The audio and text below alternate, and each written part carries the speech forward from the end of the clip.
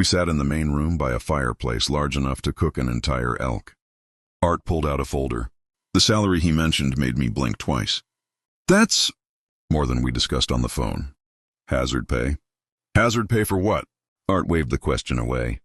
Isolation mostly. Night shifts can be challenging. He handed me a thick envelope. House rules. Read them tonight. Memorize them by tomorrow. The envelope felt heavy. How many rules are there? Enough, Art said, standing. We should head into town before dark.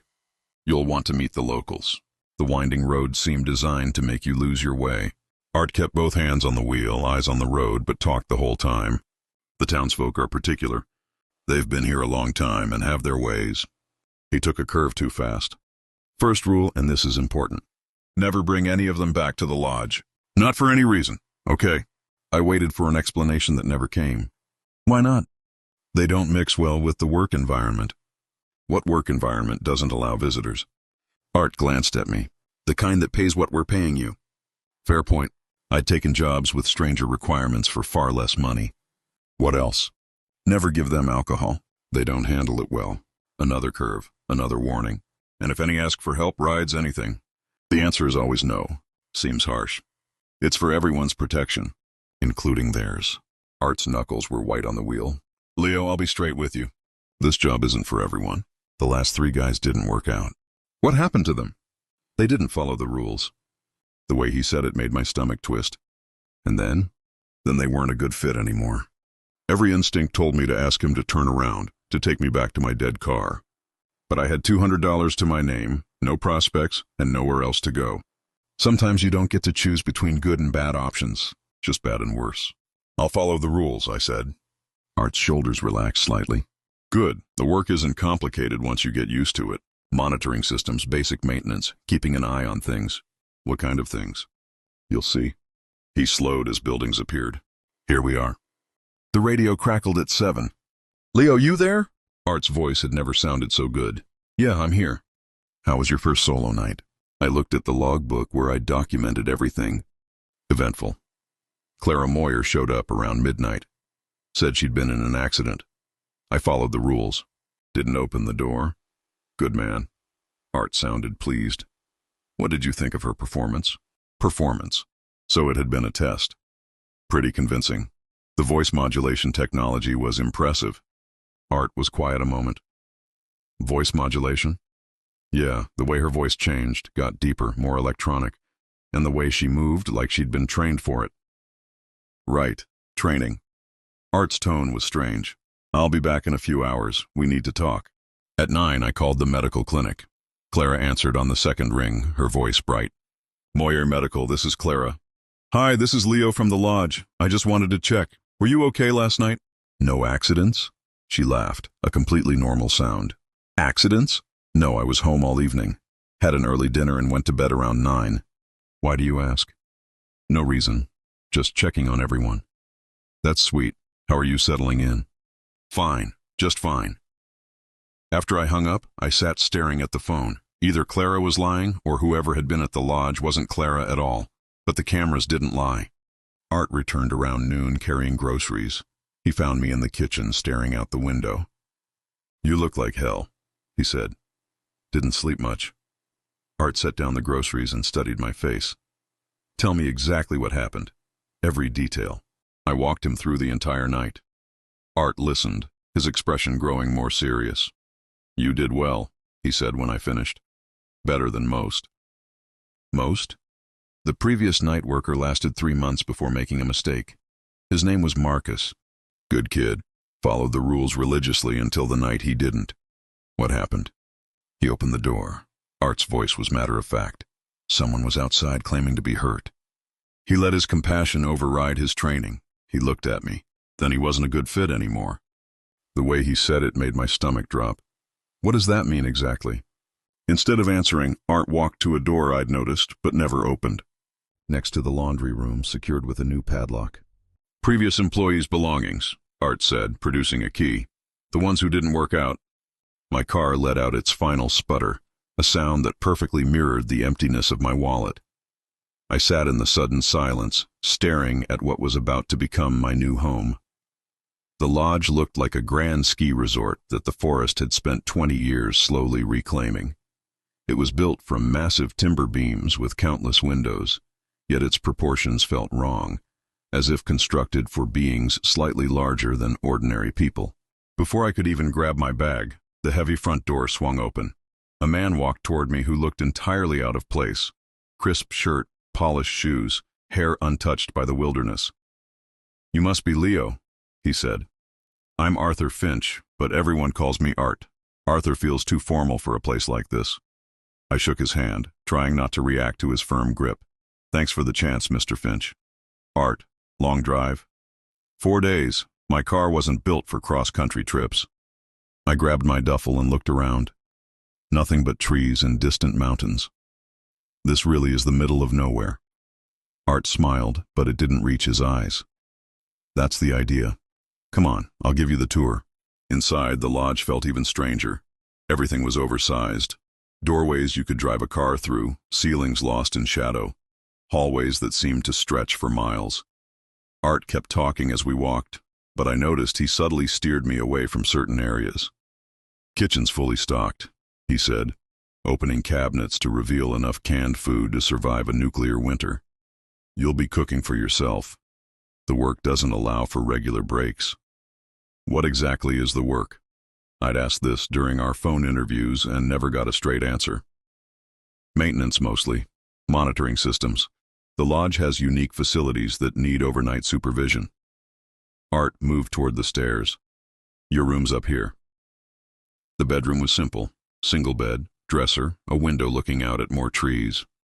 I hadn't expected the walls to be so thick, or the window to have bars. Decorative maybe, but bars all the same. "The last guy left some things," Art said, opening the closet to reveal a few shirts and a jacket. "Use whatever fits." "What happened to him?" "Found a better opportunity." His tone ended the discussion. The envelope of rules felt heavy in my pocket. Whatever I'd gotten myself into, I was about to find out just how deep it went. I pulled it out the moment Art's truck disappeared. The paper was expensive, heavy stock. At the top, in neat block letters, Lodge Operational Guidelines, Mandatory Compliance. What followed was 23 pages of the most paranoid instructions I'd ever read. Rule 1. Lodge doors remain locked from sunset to sunrise. No exceptions. Rule 2. Do not respond to knocking, calling, or any sounds from outside during night hours. Rule 3. Basement level access is restricted. Door remains locked at all times. It went on like that. Don't use the radio after 10 p.m. Don't shine lights toward the tree line. Don't leave food outside. Don't! Rule 18 made me stop entirely. If townsfolk appear injured or in distress during night hours, do not provide assistance. Contact morning supervisor immediately. What kind of place had rules about not helping injured people? I set the papers down and went to the kitchen window. The sun was getting low, painting the trees in shades of orange. That should have been beautiful, but felt ominous instead. Following the rules, I pulled down the heavy curtains Art had shown me. The fabric was thick, like blackout material. The kitchen instantly felt like a cave. The silence hit me then. No traffic, no neighbors, no city sounds. Just the lodge settling around me and the distant whisper of wind through trees. I'd wanted isolation, but this felt like being buried alive. I went back to the rules. Rule 23. Previous employees. Belongings in storage closet are not to be disturbed or removed from premises. Art hadn't mentioned a storage closet. People who quit jobs usually took their stuff. The storage closet was next to the laundry room, secured with a padlock that looked newer than everything else. Through the slats, I could see boxes, clothes hanging, what looked like a laptop bag. How many people had worked here before me? And why had they all left their belongings behind? I closed the logbook and stared at the monitors. They showed nothing but empty forest and a dark road. Whatever these previous employees had written about, it wasn't happening tonight. Maybe Art was right about them not following the rules. Maybe they'd let their imaginations run wild in the isolation. Or maybe I was about to find out why the job paid so well. The radio crackled to life, making me jump. Art's voice came through clear. "Leo, you there?" I grabbed the handset. "Yeah, I'm here." "How are you settling in?" "Fine, just reading through the rules." I hesitated. Art, some of these seem pretty extreme. What exactly am I protecting the lodge from? Static filled the silence. Leo, I need you to understand something. The people in town, they're not quite what they seem. The research facility has been working with them a long time, and some treatments have had side effects. What kind of side effects? Behavioral changes, physical changes. They're not dangerous exactly, but they can be unpredictable, especially at night. I remembered the woman in the general store whose eyes had reflected light. What kind of research? Medical research. Genetic therapy trials. The kind of cutting-edge work that requires isolated test populations. Art's voice was getting fainter. The important thing is that you follow the protocols. The rules exist because previous employees didn't take them seriously. What happened to them? The radio went quiet so long I thought I'd lost the signal. When Art's voice came back, it was barely audible. They made mistakes, Leo. Don't make mistakes. The transmission cut out, leaving me alone with the hum of electronics and the weight of 23 pages of rules that were starting to feel less like paranoia and more like a survival guide. I settled into the desk chair and opened the logbook. In my neatest handwriting, I wrote, Day 1, night shift begins. All systems normal. Outside, something howled in the distance. It might have been a coyote, but it lasted too long and had too many harmonics. Like multiple voices singing together, I added to my entry, unusual wildlife sounds noted. Investigating not recommended per operational guidelines. The monitors showed nothing but darkness and trees. Whatever was out there, the cameras couldn't see it. Or maybe they weren't supposed to. I pulled the rules closer and started reading them again, more carefully this time. Something told me that before this job was over, I would need to know every single one by heart. The closet was bigger than I'd expected, lined with shelves. Boxes were stacked floor to ceiling, each labeled with a name and dates. Marcus Chen, February, May. Sarah Williams, August, October. David Rodriguez, March, April. At least a dozen boxes, some dating back years. They all just left their stuff behind? I asked. They all made mistakes. Art pulled down a box labeled Marcus Chen and opened it. Clothes, a laptop, personal photos, a wallet with credit cards. Marcus was particularly stubborn. Kept a journal. He handed me a small notebook. The early entries were normal. Complaints about isolation. Observations about the weird townsfolk. But as the dates progressed, the handwriting became frantic. Day 45. Clara came again. This time she sounded exactly like my ex-wife. How do they know these things? Day 52.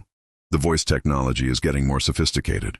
Tonight, Henry Walker called out in my father's voice, Dad's been dead 5 years. Day 67.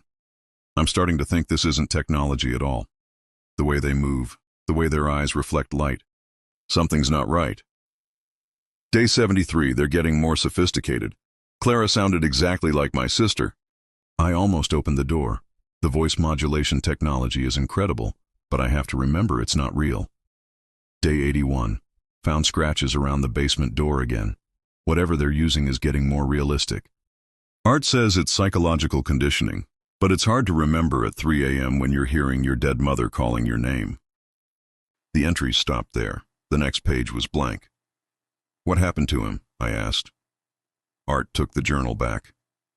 He stopped following the rules, started believing his own theories, and then he made a mistake. Art closed the box. Leo, this job isn't just about monitoring equipment. It's about learning to distinguish between what's real and what's not, between what you can trust and what you can't. I stared at the rows of boxes. What exactly am I being tested for? Art locked the closet. Adaptability, resilience, the ability to follow instructions even when they don't make sense. The people in town aren't what they seem, but they're not what Marcus thought either. The truth is somewhere in between. Finding that balance is what this job is about. He gestured toward the closet. And if you can't find that balance, then you'll join the collection. The first thing I learned about working alone was how loud silence could be. Without Art's constant commentary, every creak of the building sounded like footsteps, every gust of wind like whispers. I'd been making my rounds for 3 hours when the knocking started. Soft at first. 3 gentle raps on the front door. I froze at the monitoring desk, staring at the screen that showed the front porch. A woman stood there in a white nurse's uniform, her auburn hair catching the porch light. Clara Moyer. Her uniform was torn across the shoulder, dark stains spreading down the front. She knocked again, more urgently. "Hello? Is anyone there? I've been in an accident." Her voice carried clearly through the thick walls. "Please, I need help." I remembered rule number 2, do not respond. But this was different, wasn't this? This was someone actually hurt. Clara pressed her face against the window. "I know someone's in there." "The lights are on. Please, I'm bleeding pretty badly here." My hand moved toward the door controls before I caught myself. Art's warnings echoed. Never help them, never open the door. But looking at Clara's pale face, seeing the genuine pain in her expression, every decent instinct screamed at me to help. "My car went off the road about a mile from here," she called, her voice weaker. "I think I have a concussion. I just need to use your phone." I stayed frozen, watching her through the camera. She looked exactly like the woman I'd met in town. Same face, same hair. But something about her movement seemed off. Too fluid, too controlled for someone in a car accident. "Please," she said, and her voice cracked with desperation. "I'm scared. There's something wrong with my vision." That almost got me, the raw fear in her voice. But I forced myself to stay in the chair, to remember Art had warned me about this exact scenario. Clara stepped back from the window and looked directly up at the camera. For a moment her eyes seemed to reflect the infrared light. Then she smiled, and I saw that her teeth looked different, sharper. "I know you're watching me," she said, her voice changing, getting deeper. "I can hear your heartbeat from here." The hair on my neck stood up. That wasn't possible. The walls were too thick.